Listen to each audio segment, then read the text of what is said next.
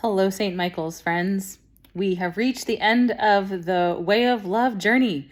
We are in our last week of our small groups together, and I just wanted to come on here and say a few words about the assignment that accompanies this last session, which is the Way of Life, Rule of Life, Way of Love worksheet. I filled one out too. I'm thrilled that I have it, but I want to say a few things about it.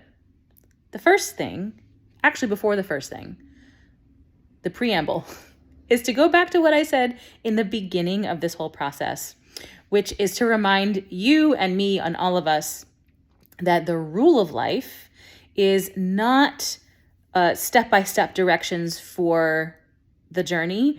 It's the guardrails that keep you on the road, right?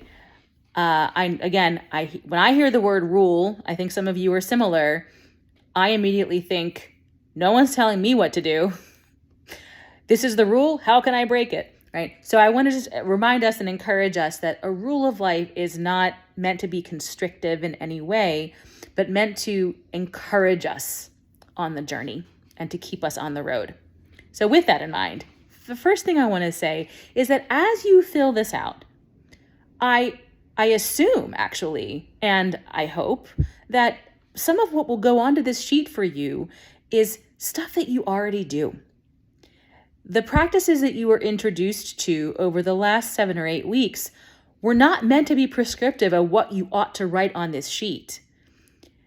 1 or 2 of them might make it onto here. Maybe you really enjoyed Lectio Divina and reading the Bible in a new way. Maybe you really enjoyed a prayer walk and reconceiving of the way you even just walk to the grocery store and bringing God with you and seeing your neighborhood differently through God's eyes. But I would hope, and I actually kind of assume that for all of us, there are going to be things that are actually part of the rule of life that we're going to commit to that are already part of our lives that we just didn't realize are part of a rule of life already. The other thing I wanted to say about this is that it is entirely likely that at least one of these categories will present some challenge for you. I'll speak personally for myself. The go category, actually really the last 2 categories, go and rest, are challenging for me. I struggled to think of what to fill out on this sheet for those 2 categories.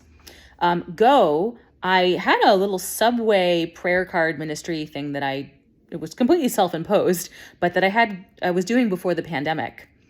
And it involved going up to strangers on the subway and just simply saying to them in a very non-threatening way, hi, I just want to tell you that part of my practice is to pray for people on the subway. I said a prayer for you. Here's a little card with some words of encouragement. It was like not proselytizing in any way, shape, or form, but it really stretched me. It was really uncomfortable to go up to a stranger on a subway, right? And say those things. So I have not returned to that since the pandemic, and filling this sheet out, there was an invitation from God there to really prayerfully consider, is this something that I need to start returning to? And if not, what is going to go in its place? How can I make sure that I am stretching myself in some way?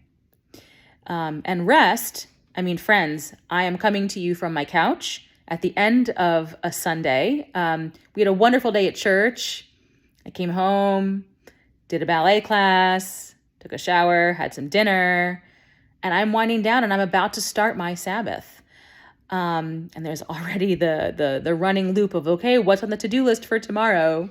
So I find rest challenging as well, but that is also my way of explaining to you why I am sitting here in comfortable clothes on my couch. I also have a sleeping dog next to me, which is actually one of the best ways to start a Sabbath, with that feeling of just absolute warmth and contentment. So I hope that filling this sheet out is encouraging for you. I hope that it actually affirms for you a pattern of life that you maybe don't even realize you've developed. I hope it encourages you to try new things. We don't ever want to get stuck spiritually, right? And I hope that in the areas that you find challenge, you will be open to God's invitation as to how you might be stretched spiritually. I am so thankful to all of you for taking part in this small group Way of Love journey, because this ultimately, it's not about the things that go on this sheet as much as it is making sure our lives are patterned after Jesus Christ, patterned after a way of living in the world that is rooted in and emits love. I'm so thankful to all of you for your commitment to that spiritual growth. It is such a gift to our St. Michael's community. And it, I hope, is a fortifying thing for you to take an accounting of how it is that you are patterning your life after the way of Jesus, after the way of love, and the ways that you stay open to the invitation to grow. So thank you all again so much. God bless you. And may this last session together be not just the end of a journey, but also the beginning.